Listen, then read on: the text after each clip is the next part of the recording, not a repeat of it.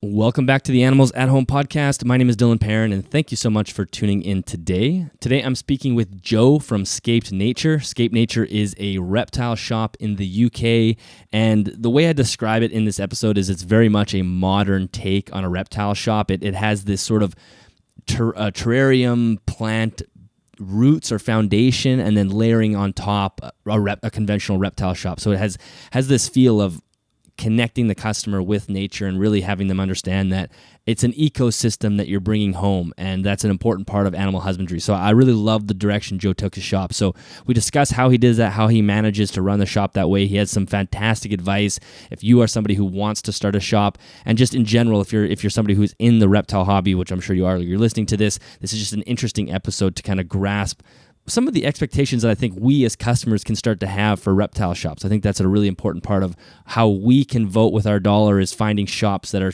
executing some of these things in the right way, and Joe lays it out very, very well. And we end the conversation discussing his vlogs. He is bringing back old school reptile YouTube by just doing point and shoot vlogs. He brings you into the shop and walks around through just his daily chores. It's just a once a week episode.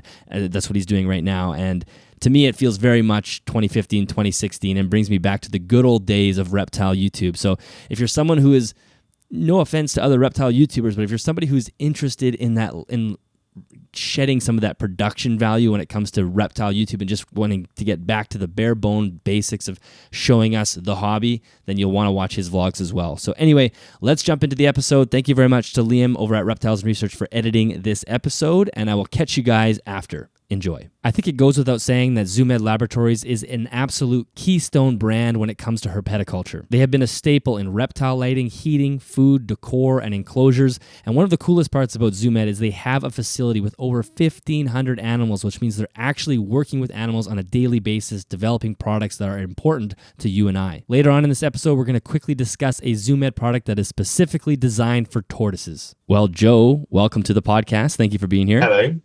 Thank you for having me. We got to shout out Pale Scales for making the connections. I think she must have stumbled across you on YouTube. Or, did you know her before, or did she just find you on YouTube? So I think we sort of followed each other for a while, but there hadn't been that much interaction. And I think she posted up a post about, it was either lighting or heating, because I always get excited to talk about that.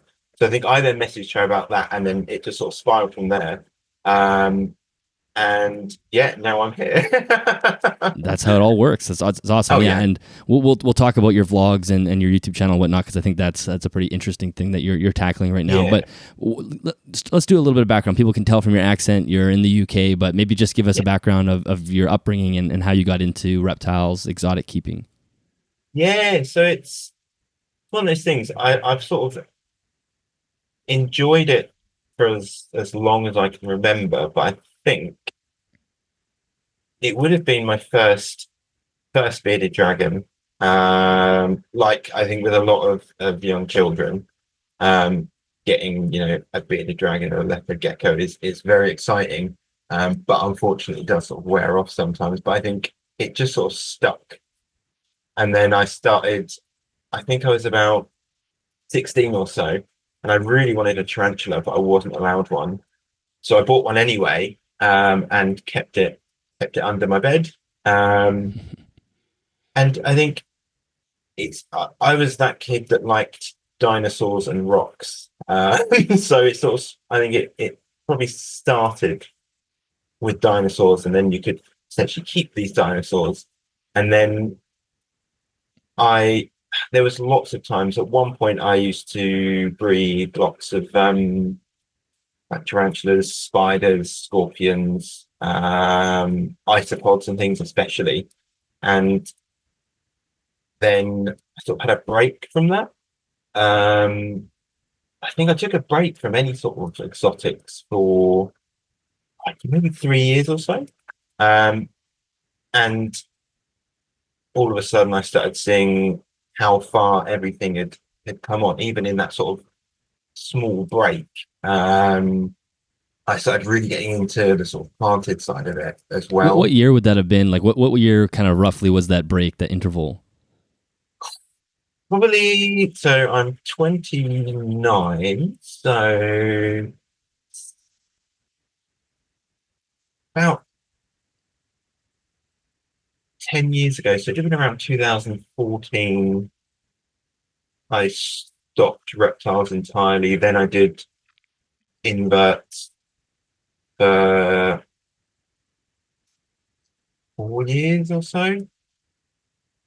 And then I kept rats as well. That was another fun one. I do love my rats. And then I think I've really, really gotten back into it probably in the past 3 years, I Okay. reckon. Um, but yeah, it was sort of seeing that advancement of everything that kind of I had quite a planty background anyway, especially when I started here in the shop. It's very sort of terrariums, planted aquariums and things. And the more I looked at that, I then started, yeah, it reignited the reptile side of things as well, especially with a lot of the geckos, um, and creating sort of a slice of nature, I guess. And yeah, ever since then, I've fallen in love with the topic of heat, light, and creating a naturalistic sort of planted environment. Yeah, yeah, that's awesome. Yeah, it's funny how I remember obsessed with heating and lighting as well. And before that obsession hit me, I remember being very bored by that topic and just like not thinking that's just, it's expensive and it's not that interesting. And yeah, it's more of like a Yeah, thing that you have to do to keep reptiles rather than an interesting yeah. thing. But as soon as you start digging into it and realize like what you're trying to create with the lighting, it becomes like a very fun part of the hobby. So I can sort of see, Mhm. and that makes sense, like sort of the later, 2015, 2016, you start seeing like a little more lighting technology and just more understanding of lighting. So I could see why that would kind of pull you back in. So we'll talk about the shop in a second, but do you Yeah. currently keep things at home, or is everything at the shop? Um, so I've got the obligatory bearded dragon at home, and funnily enough, it's more mammals at home. I've got a cat, and lesser tenrics, which are very similar to hedgehogs, but not related at all. So I think if I remember the word, it's convergent evolution, Hmm. where two completely different animals will evolve very similar, um, like body types, body structure, defense mechanisms, and things.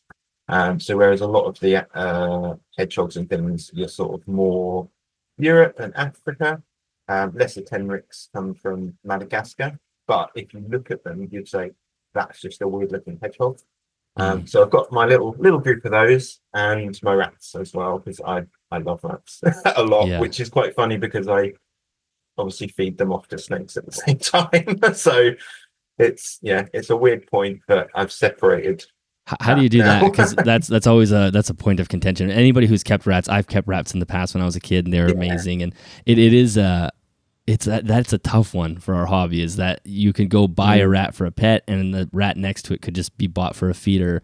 It's sort of a weird thing. I think we're lucky in the UK that live feeding is completely out of the question unless you say go to a vet and you've tried frozen, you've tried scented frozen, you've tried everything, and the last resort would be live feed. You need like a note from a vet to say this is okay. Um, so thankfully they are frozen when they're fed. But I think it's just sort of differentiating that the rats at home, they're my pets. I care for them the best I can. And at the same time, I love my snakes. I need to care for them the best I can. And if that involves, having to feed something off that's another pet, so I can get in frozen hamsters, I can get in frozen like quails and things like that. So again, hamsters are obviously a big pet. Quails, some people keep quails. Um, but I think if you can just sort of differentiate, I can't say the word, the fact that one are pets and one is food for another pet, it's not so bad. It's like at this point I'm borderline vegan. If it wasn't for halloumi, and cheese, I'd probably fully commit. But it's again, if I have geckos that'll eat live insects and things like that. Um, so I think yeah, it's just a case of differentiating and knowing that this animal, if you want to keep it well, obviously you have to feed it this sort of array of things. Um, don't get me wrong, when I see, I think here they're called mouse fluffs. So they're when the mice have just got the fluff on them. They do look so cute, and that's a little bit heartbreaking, but it is what it is. I love my snakes as well, so I can't not feed them. Yeah, exactly. Yeah, it is a part of keeping carnivores. It's just the way it goes. So Yeah. tell us about your shop, Scaped Nature. I'm curious, did you have you worked there? Did you start this? Like, what's the history Yeah. with this shop? So it opened about 5 years ago, and initially I started maybe about a month after they opened, and it was primarily sort of the planted terrarium jars and like house plants, and then sort of the planted aquarium aquascaping side of it. Um, and there wasn't really much in the way of any reptiles. I think the max I ever managed to get my boss at the time to do was have a nice sort of planted 45 centimeter, which is 12 inches. No, it's not. It's No, I think that would be 18. 18, Yeah, I think it's 18. 18, Yeah. 18, 18. Yes, so it's a 45 Exoterra. And we got three Azurus poison dart frogs, the blue with the nice sort of black sort of dots on them. And that was about as far as it got. But then lockdown happened about a year after opening.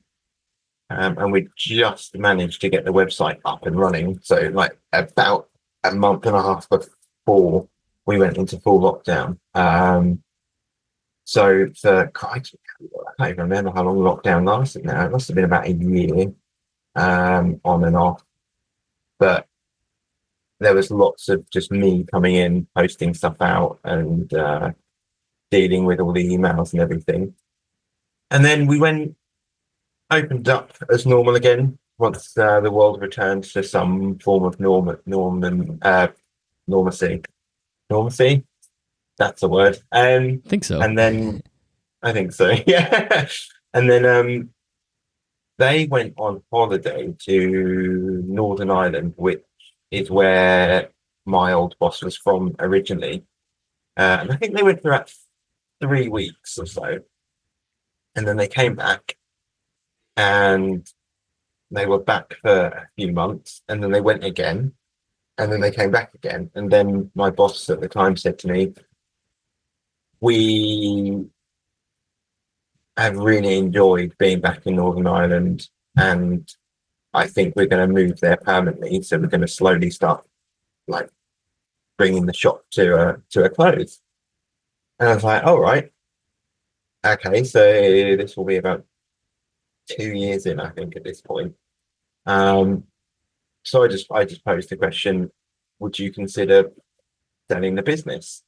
Um, and yeah, he was like, "Yeah, sure. Why? What are you thinking?" And yeah, discussions went from there, and I took over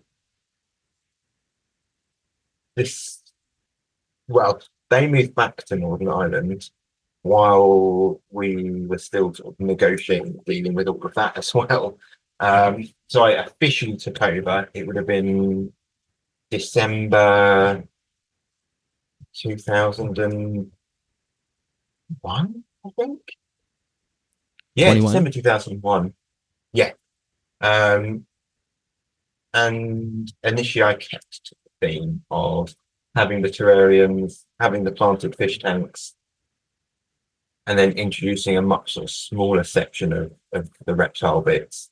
But my heart wasn't wasn't really in the aquatics. It's like I enjoyed it, and I enjoyed creating the sort of landscapes with, actual aquatic plants, and creating more of an environment rather than a fish tank. So I started doing the same sort of thing for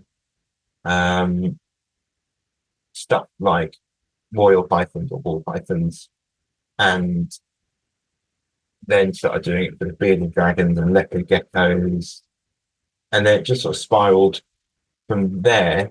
And the whole sort of focus of the shop initially was about sort of bringing nature indoors and being like, you can have these amazing landscapes and replicas of whether it be the Amazon rainforest or the outback of Australia.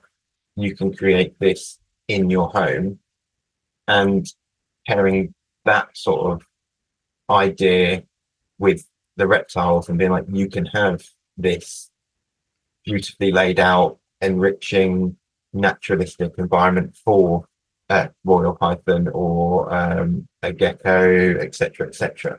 Just sort of went quite sort of hand in hand, and it was just as I sort of started taking over, my interest in all the heat and the light just sort of skyrocketed. So then I started looking at things like, what sort of lighting is a bearded dragon going to be getting during the day, and started looking at how that could be incorporated in a smaller sort of environment. So at the end of the day, what you're trying to do is create a whole ecosystem in something that's considerably smaller than an ecosystem. Mm-hmm. So it's lots of working with what you've got and sort of researching, reading reviews, looking at lots of interesting graphs, and learning about spectrums of light and whatnot. And for some reason, I really enjoyed doing that. And here I am now trying to sort of get other people to think about what they're doing, how they're laying out enclosures, and more importantly, sort of why these things work and why they should always go for that sort of better option, especially with lighting. I mean, you still sort of see. I'm going on a rampage now, but always sort of see that the red bulbs and stuff that realistically that doesn't it doesn't really serve a healthy purpose. I think the analogy that I would tend to use is, people going to say, oh, does it need UVB? Does it need sort of light producing heat sources? And it's like, if you go outside, the sun is outside, the sun provides these things, so why wouldn't you offer them? But that, I'm going on like a slight jump. But yeah, so I've now had the shop 3 years, and I'm very much enjoying it. Yeah, because it sort of seems almost like a modern take on a reptile shop in a way, because it sort of had this more boutique kind of plant terrarium foundation, and now you've kind of transitioned it a little bit more into a reptile shop, but it seems like it still has those roots of being a boutique. And I wonder, does that eliminate, like, it doesn't seem to me from an outsider's perspective that somebody would walk into your shop and expect to make a quick, cheap impulse purchase, but instead they're walking into something that they know is going to cost them some money, and they're going into that store with that expectation. Is that your experience with it? Yes and no. I think because I still do all the terrariums and planted jars and the normal plants and things, I still get the people that will come in and they'll want to know more about them and how to make them, and then they'll look at things like the different pieces of rock, wood, soils, etc. that I sell. If anything, a lot of the time it's people coming in and going, "Oh, I didn't know you had animals in here." So I need to actually look at that. But Um, I think it's a good mix. I think yeah, the whole sort of modern take on a reptile shop is a good way of looking at it. 'Cause I think still even now when people think of a reptile shop, they think of a small, dimly lit, almost gloomy environment. Whereas you come in here and there's so many LEDs and lights everywhere. It's bright.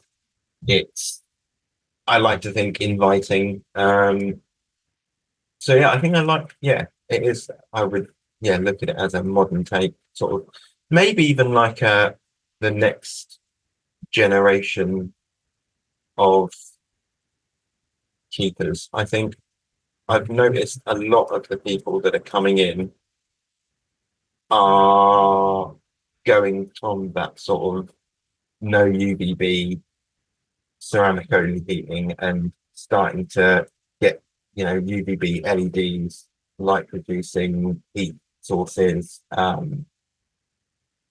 So I think yeah, I'd say it's like a modern. This is what you could do. Nice big bright shop, plants everywhere, lights everywhere, versus that old sort of stereotypical small, cramped, dark. Don't really want to ask questions kind of shop. I think. Yeah, yeah, no, I like that. That's Yeah, good. Yeah. there's always something like a little bit intimidating about going into like an old school reptile shop because there's something kind of sketchy, always sketchy Yeah, feeling about it no, for this whatever is it. reason. Yeah, yeah. Yeah, yeah. No, I agree. Can you give the listeners a sort of an overview of, remind us of the name? I mentioned the name, or we'll get you to remind everybody of the name, and then just even the location and the size of it. Like, what is it like when you walk in? But definitely location for anybody that may, there's lots of people in the UK that are listening to this as well. No, this is it. So yeah, it's Scaped Nature. So that was the original name of the shop, and I think I kept it because it still reflects kind of what we're kind of doing in the Bavarians and enclosures. And Norwich, lovely little slice of Norfolk. So I'm very lucky with the location of the shop because I'm city centre, but not quite in the sort of main sort of centre of it. So I'm up, one of those little cutesy roads. Across the road, there's a church. And in front of me, outside the window, there's loads of sort of plants, a nice big maple-esque tree as well. And it's it's a hard one to explain because it's not that typical reptile shop. I've got really big open windows in the front of the shop, so you can sort of see in all of the time. And that sort of the shop's almost in like three sections. So you've got the front, which is more. I've got all my substrates, my planted terrariums, all the different plants, the terrariums, and all reptiles and whatnot. With a mix of bits of cork bark and branching. And then you go into the second part of the shop. So it's almost like three different parts. For the middle, I've got more of the sort of 3 foot by 1.5 by 1.5, which is 36 by 18 by 18 enclosures, all in stacks of 1, 2, 3, 4. And that's where a majority of things like the baby bearded dragons, leopard geckos, boil pythons, a mix of different colubrid snakes, are, as well as exoterras for things like the tarantulas, praying mantis and things. And then you've got the third part of the shop, which is my personal favourite. So I've got a wall of 48 by 24 by 24 enclosures. So there's 1, 2, 3, 4 of those. And then there's 2 36 by 24 by 24s. And that they're sort of more my sort of display areas and being like, this is how an enclosure can look and should look. So I've got my personal leopard gecko, which if you've seen on my channel or on the shops page on Facebook, Moki, which he came in as a rehome. and he's this big, chunky leopard gecko. I've got my Berber skink trio. I've got another ball python, ocellated skinks and babies, and then some corn snakes and another leopard gecko in the bottom corner. Then in the middle, I built it's 48 by what is that's 7 foot tall. So that's I don't know how many inches that is. I can't do the maths. But it's 4 foot or 4.5 foot by like 7 foot by 4 foot, massive, great big enclosure that I put together initially for a green iguana that came in as a rehome. I then got him back to health as much as I could. I mean, that's a story of a male iguana being kept with another male iguana in a very small enclosure, and this one was the one that was the unlucky one. But he started putting on weight and getting back to health, so then I passed him on to my friend, and now I've got 2 Leachianus or giant New Caledonian geckos in there, and then there's a 7 by 3 by 3, but with my Argentine tabby Winston in, and then some shelving on the side with rocks and wood that people can then use to make their terrariums or the vivariums, and then a small selection of crested geckos and other sticky foot geckos as well. But that's my personal favorite because that's when I get to make lots of big things and be like, this is what you could do. All of those enclosures have got UVB, LED, multiple heat sources. So they're like my pride and joy. Oh, actually, my other pride and joy is when you first come into the shop, I've got a massive glass enclosure that, again, I think it's about 48 by like a really odd number, which would be like 38 by 29 back, with all my fancy rarer terrarium plants in and a pair of Cuban falsonols. I like that one a lot as well. Yeah. Yeah. Well, it sounds like, and from what I've seen on your YouTube channel and Instagram, it's a very beautiful space. And I'm curious, is there a challenge running a shop, because you obviously also have to think about the financial side and making sure that you're able to sell things and not having to, like, one of the things when I see you have, like, even which I think are geckos that maybe are for sale, they're within planted enclosures with lots of sticks and whatnot. The first thing that comes to my mind is how the hell do you even get those geckos out when somebody buys them? Or like, what are some of the challenges of running a store with this kind of undertone of enrichment and well planted enclosures? I think what it comes down to is I'm always going to be more expensive because I want people to go that extra mile and really add everything possible to an enclosure. When I'm pricing people up for, say, a leopard gecko, I'm going to be £50-100 more expensive than if they go to another reptile shop. And then I think what that then comes down to is explaining why it's more expensive, why it's beneficial, and why it's a good idea. I think that's only really, but even then, I don't think I've really come across that so much. I think if you just explain to people why they should have certain branches, spend a little bit more on the substrate, spend a little bit more on the lighting, people just go, cool, great.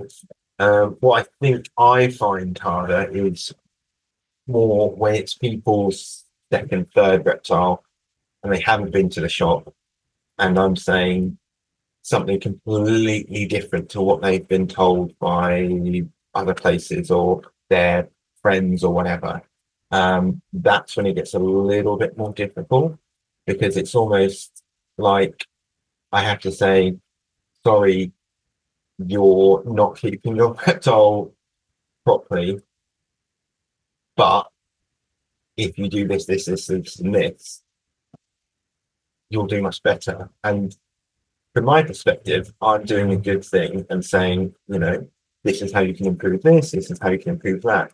But then from their perspective, I'm a complete stranger in a shop that wants to make money. So of course I'm going to try and sell them these things that they've been told they don't need.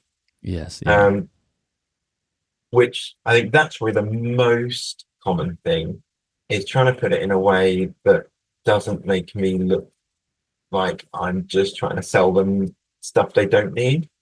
But I think, or I like to think, I explain it in a way that they get it and understand it.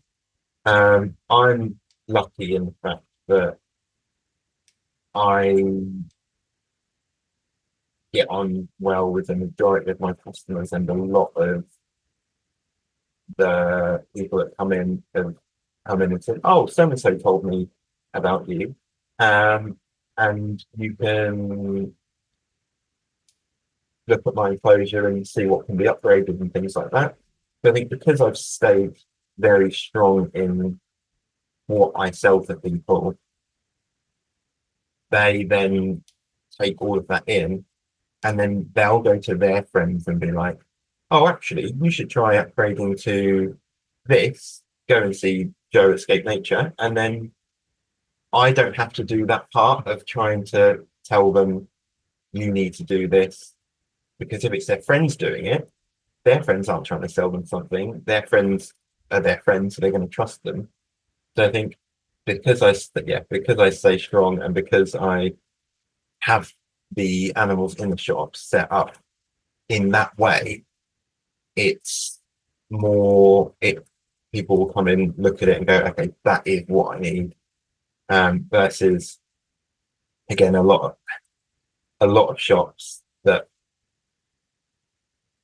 don't. I think people will look at that and go, "Oh, well, when I went into this shop, they didn't have BBB, or they were using XYZ bowl,"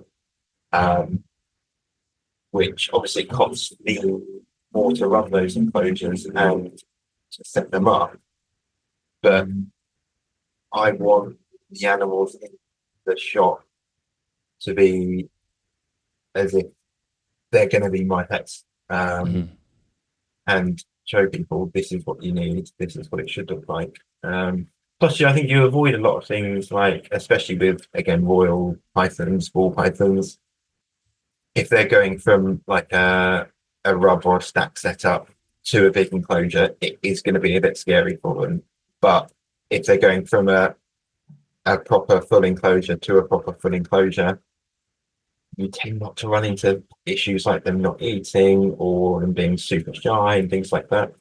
So it also, I think, makes transitioning from one enclosure to another, or from the shop to a new owner, it makes it much easier for the animal, which then in turn is much easier for the new owner, and it's everything a bit smoother.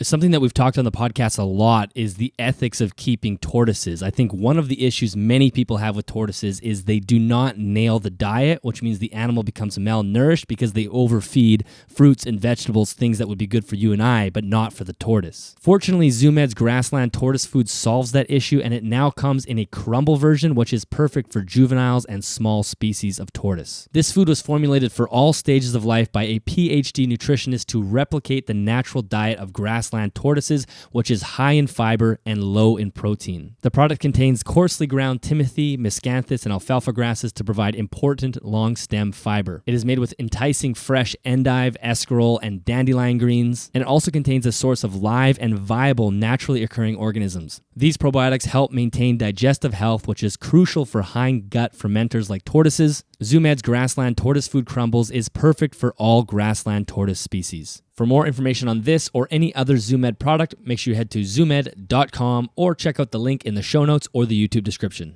Yeah. And I think you're right. I think it really is about establishing a trust with you and your customer base. I think about this mechanic that I found earlier this year, and I've spent so much money there this year because I just really trust his opinion, and certain things that broke on my car, and now I just take all my vehicles there just for maintenance, and just because I never felt like they were trying to rip me off. I never felt like they were recommending things that that didn't need to be done. And you end up trusting the whole process. And I think that's what you can establish as a shopkeeper is a person comes in and they know that what you tell them, the things that you're telling them they need are things that they actually need, and they're happy to spend the money there. And it's a totally different kind of interaction. I'm curious, where do you source your plants and animals from for the shop? I know you do some in-shop breeding, but just kind of a broad spectrum. Where do they come from?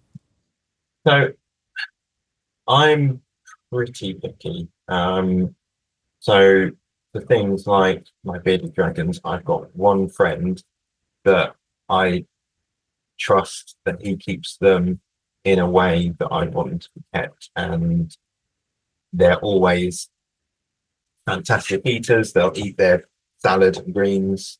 They're always really pretty, fantastic patterns. On occasion, I will use like the big sellers in the UK. So we've got Peregrine Live Foods and Monkfield Nutrition. They're the sort of two main players. And I think, yeah, Monkfield own Arcadia.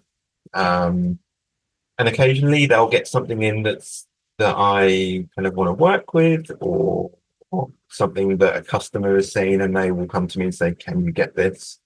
I try and minimize that because obviously I know that the bigger places, because they are bigger places, they're going to have very sort of minimal, almost like super sanitary enclosures, and you're always going to get those sorts of places because they're supplying shops all over the UK, so they can't be as sort of specific with that say I would be. So that's sort of my job, I think, if I'm getting stuff from there, to get them set up into something nice and hopefully then continue that for the rest of their life. But if I need to, I will use the big suppliers, but a majority is from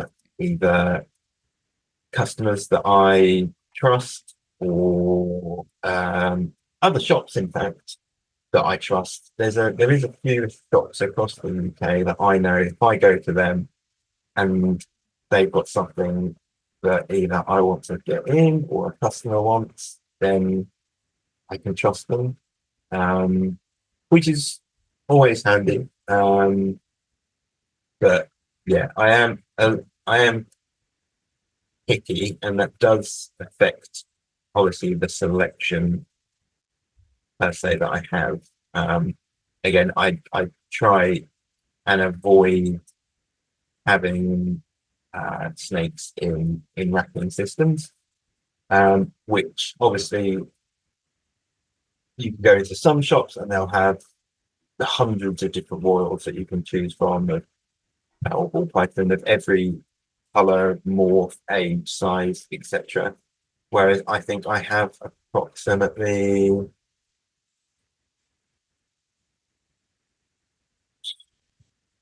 40-ish in at the moment. And I can't get any more unless I go to a stacking rack system. I can't fit any more because they're all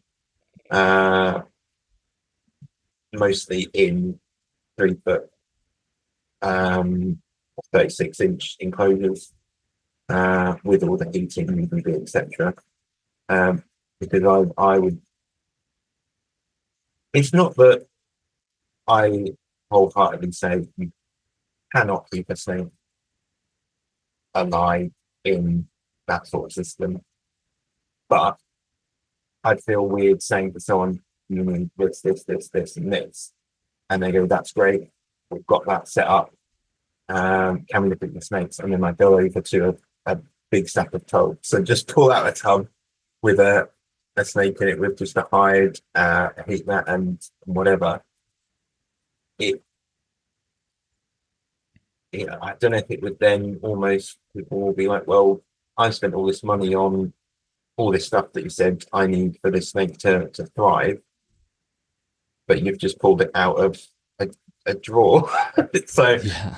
it was almost, I'd feel almost sort of hypocritical trying to, yeah, say that they need these things to thrive and be happy, and then I'm doing the complete opposite, which I know is a very sort of heated area of snake keeping. So I try and stay out of it.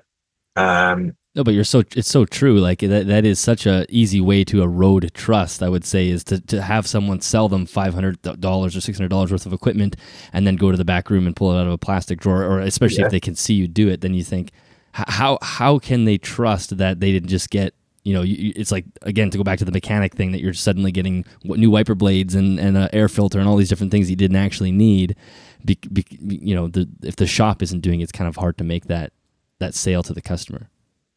Yeah, no, that's it. And I think it works. It works for some people. What you'll find is it's the really big breeders that do it, and I know that there's sort of big breeders that do care about the animals, and it is easier to keep them in these conditions, and it would be easier for me when it comes to things like maintenance and having a broader selection of people or a broader selection of snakes, for example, to be able to offer and sell. But yeah, as you said, it's that whole sort of trust thing. I'd rather someone come in, see a nice big enclosure that's got decor, hides, foliage, and a really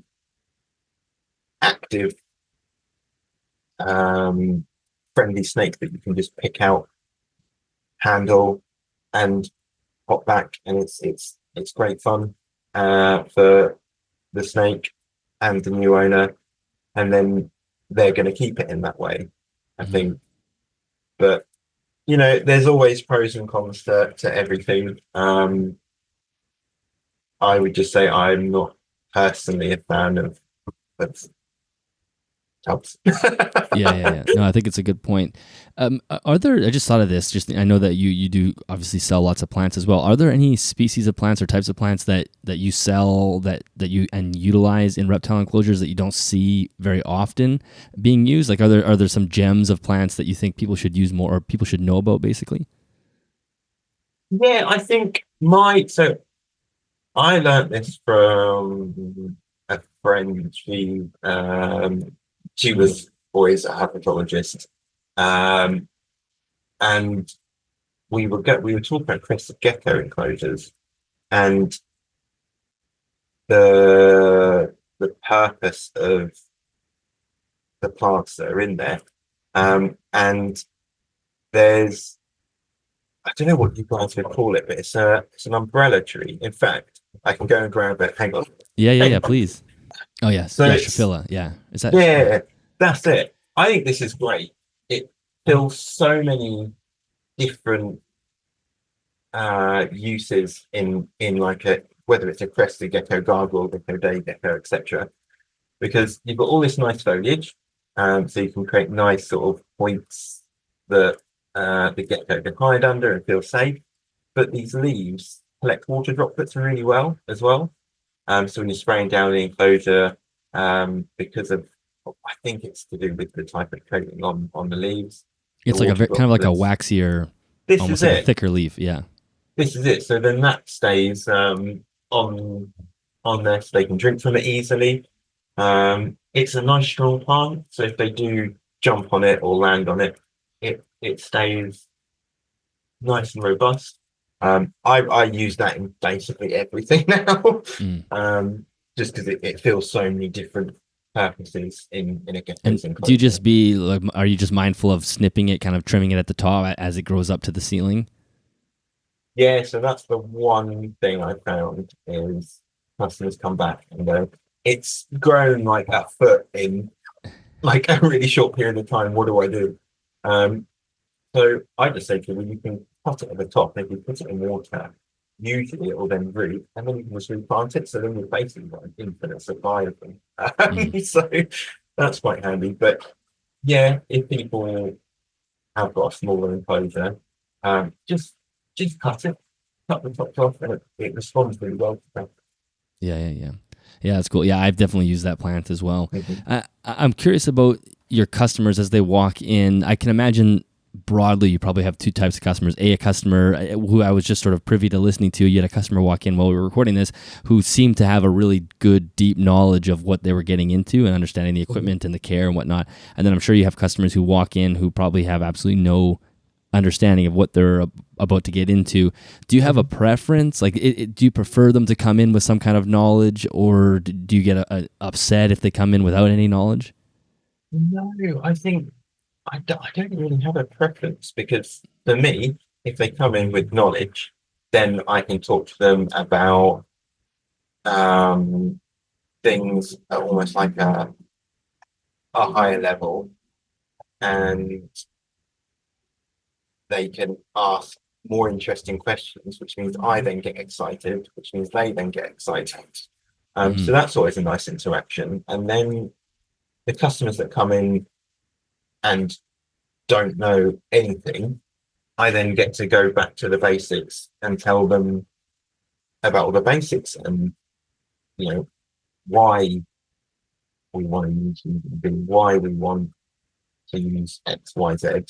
Um, and then I get excited telling them about that, I think, because not in like a big-headed way, but I think I'm telling them something they don't know. And I like to think they hear me getting really into it. And then Hmm. it's that whole trust thing again, I think. But no, I'm happy to speak to someone who has absolutely no knowledge and then to speak to someone that has loads of knowledge. And I mean, even people in Facebook groups, there's a few really good guys in there that do really in-depth research on what the uh, area of a heat bulb is heating and how much it degrades at certain distances and things. Like I love talking to them as well because then I'm then learning more. I think there's of a lot of in the reptile hobby as a whole. Um, people being they well not quite infighting, but you know what I mean. Yes. Yeah. Like this is how I've done this for X amount of years. It's worked. I'm not going to do anything else. Um, but I try to look at it as there's always going to be someone that knows something that I don't, and there's always going to be people who want to know more stuff that I do know. So it's almost like a scale um, of of learning where it doesn't matter where you are on that scale. There's always something to learn. Um, there's people that um, will go to New Caledonia, get all of these readings and things, and then that knowledge will trickle down. And if they're going there and doing those things, why wouldn't you want to know what they've got to say? Why wouldn't Hmm. you want to know what they found out and how we can then implement it into keeping? Because I can't just jump on a I think Blue River did it recently. Yes. And Yeah. it was like four plane like trips. I can't go and do that. So I can't pretend like I know all of the readings out there and what the climate's like because I haven't been. So learning all of that was really helpful. To learn more about the crested geckos, gargoyle geckos, and other sort of New Caledonian geckos. Um, I then learn it, and then I can share it with other people. So in an ideal world, you want the whole of the reptile hobby to act in that way and have everyone sharing everything they learn. Obviously, there's going to be conflicting things because data conflicts sometimes. Um, but even knowing that conflicting data can be helpful, because if someone then, for example, comes into the shop and they're saying, I'm trying this, but it's not working, if I know what that conflicting information was, it might then be relevant to the problem that they're having. Mhm. So I think every bit of information you can absorb and pass on is going to be good. Um, so I'm happy to speak to literally anyone. Yeah, um, yeah. so yeah, I've had all sorts of different types of customers, whether they're brand new to keeping or they've been doing it for 10 years. It's fun to talk to all of them because everyone has something interesting different. So Yeah, yeah, absolutely. Do you have any advice for anybody who might want to start a similar type of store? Like I said, it sort of has this modern reptile shop feel. If mhm. someone were to either start with a project like that now, or maybe they have a reptile shop and they want to kind of tilt it towards that direction, is there anything that you picked up along the way that you would say, do this, don't do that? um, it's it's that whole thing. So even when I was small, um, having a reptile shop, you know, you think of it as this amazing thing. You get to play with animals all day and things. Even now, I'll have uh, younger people come in and they'll all the one thing I get the most is, oh, I'd love your job, but you get to just play with reptiles all day. I'm like, do not. I think so. If you are thinking about having your own shop, I think it's a heck of a lot harder than you think it is. The whole dream of being self-employed, having your business, it's it's great, it's amazing. I can do whatever I want and I haven't got anyone telling me what to do. But at the same time, I haven't got anyone telling me what to do. Mhm. Great um, point. so I have to think of everything, which, as you can imagine, is knackering, and I'm so tired all of the time. But I wouldn't change it for the world. So I think if it's something you really, really want to do it, but then also look at how you can be different. So there's loads of reptile shops, especially again in the UK. Not so much in my area, which is a bonus. I find the north of the country tends to have a lot more reptile shops. But find something that makes you stand out and focus on constantly trying to keep up with advancements. Mm. Um, One thing I've noticed is a lot of people that were sort of my age in that sort of 17, 18-year old bracket are very, very focused on that sort of naturalistic, sort of advancing the reptile husbandry. A heck of a lot more than I was even, yeah, like 10 years ago. Um, so I think, yeah, really get involved with that side of the community, um, and just try and learn as much as you can. I think it's it's like a lot of businesses. Like I think um, Tupperware have recently announced that they're closing down. Really? Um, Wow, I did not know that. no, I learned this morning, and I went on their website, and they've got some really cool stuff. But what they found challenging was going with the times. I was speaking to someone and they were apparently they used to have like Tupperware parties in Yeah, like the yeah, yeah, 80s, like yeah, you know, which is wild. But um, obviously the younger generation don't do that, and I think they've struggled to adapt. So I think it doesn't, and I mean this goes for shops that are haven't kind of gone into that. I think it's really really important to almost throw out what you know and start again and almost learn everything from the beginning. Um, because books published, 15, 20 years ago are going to be so outdated.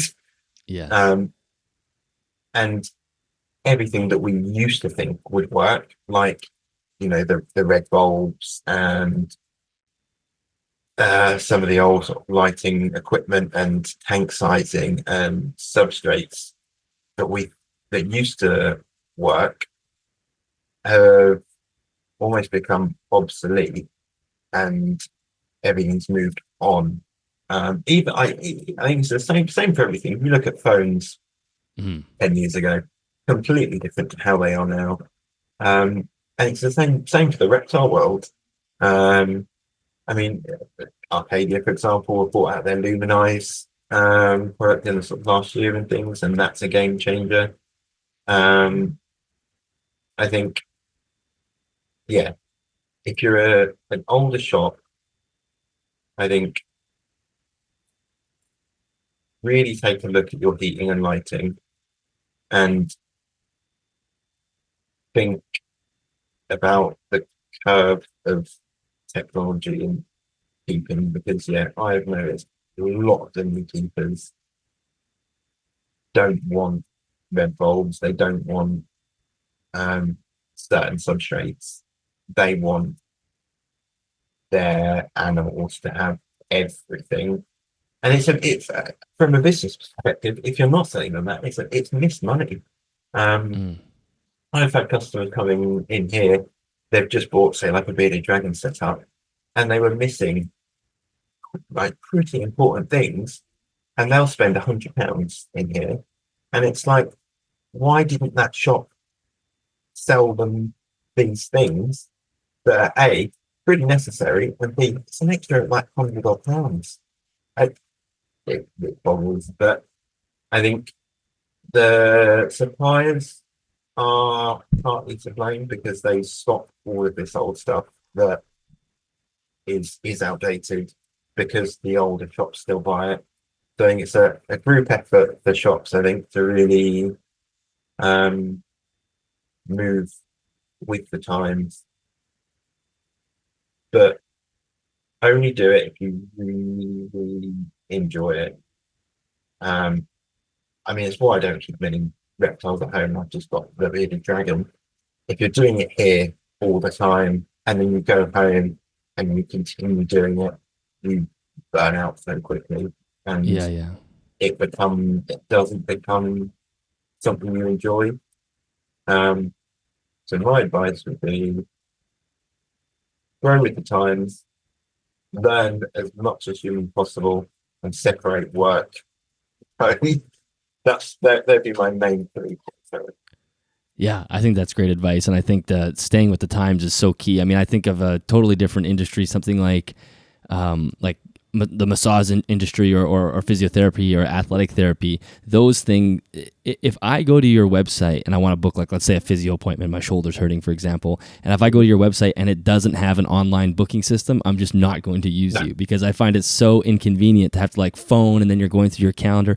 So, I mean, most places now have online booking, but I remember even 10 years ago that was relatively new, and all of those places that immediately adopted that would have done so much better, but just because of the convenience. So Yeah. you staying on top of that stuff, especially like you said, if a customer comes in with a knowledge base of lighting and heat, which many younger people have, and you can't match that knowledge base yourself, or have the tools and the gear for them, the products for them to buy. That's a customer that's going to walk out the door and not come back. So yeah, I think that's fantastic advice.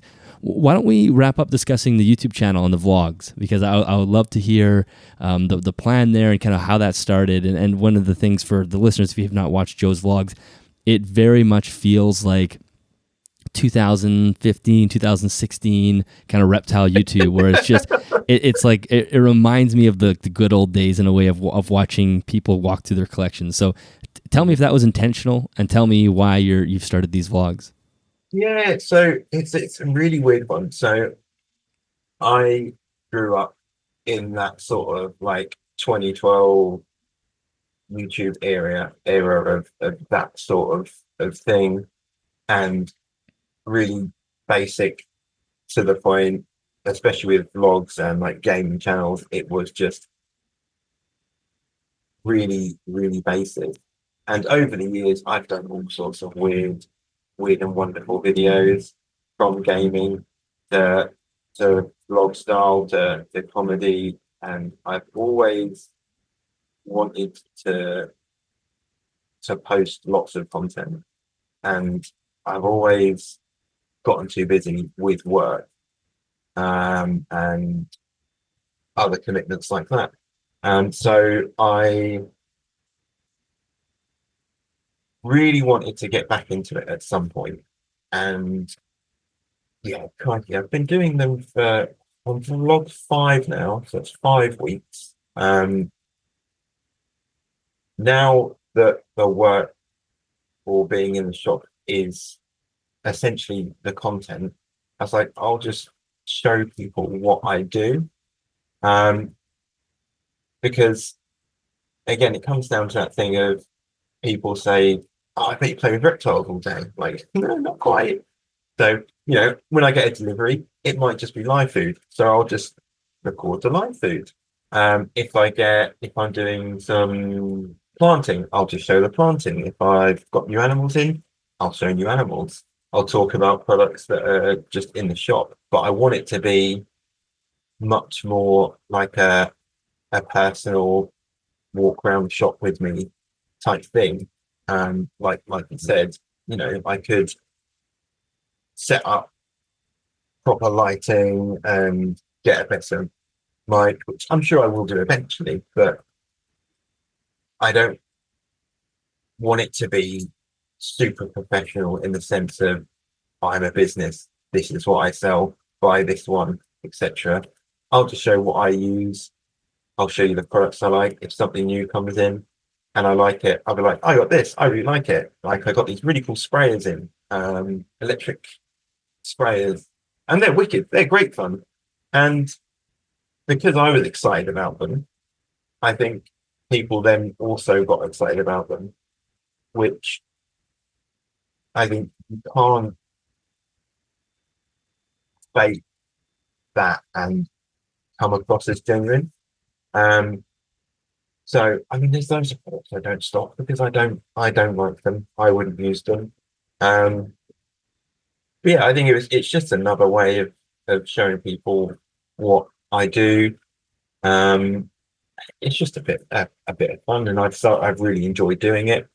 I need to really spend a little bit more time, I think, narrowing it down, and being more consistent with the things I film, because there's only so many times I can show myself opening a box with crickets and locusts in, and before You might be people go, surprised. well, to be fair, though, that's it. Versus there's a lot, or there used to be a lot of YouTube animal, especially reptile YouTube, where it was all about, I've got this £5,000 snake that no one else has got, and almost like they're chasing that sort of next high of animals, I think. Mm-hmm. Which, if they can care for them, great, that's fine. But it's Whereas less relatable. this is it, a lot of the people that are going to watch the content are going to live at home, probably be going to school still, they're not just going to have all this money to just splash around. Whereas if I'm just showing stuff like Moki, the leopard gecko, then people really like him. He's he's just a leopard gecko. Anyone can have a leopard gecko, and anyone can create a lovely environment for him. And if people can't get to the shop, I can show them around the shop, and people will want to follow um, the shop pets and get updates on them and things. And trying to do it in just like a personal, friendly manner, I think, is what I'm good at. I think it goes back to just I'm happy to talk to anyone, and Yeah. I think that shows in the videos, and I just enjoy showing people what's going on. Because again, I can just talk about it for hours with anyone. Well, and I think Yeah. paring down the production value, we'll call it, makes it so you can actually continue to produce. Like that's the word. People will try to start videos and they do this crazy editing thing and buy all this equipment, and then you just don't have time to do it. Like you just can't execute the video because you've just created such a monster for yourself. So I think just doing it simply, cleanly, it does feel like we're in the shop with you. So I think that's really cool. I think the last one I watched, you had mentioned, I think maybe this was number 5. You'd mentioned that you were getting a shipment of some cool animals coming in. Now, Yeah. I don't want to necessarily spoil the surprise, but my guess is that this episode will be out after the next vlog or when those animals do come in. So, are you able to tell us kind of what some of the things that are going to come in that are going to be featured in some future blogs, or they'll technically probably be past vlogs by the time people hear this? Yeah, so that one just came out less than about a day and a half ago. Okay. Um, so there is some very cool stuff, and there was a bit of fear um, for me when I was trying to show one of the animals because they are known for being a bit a bit defensive.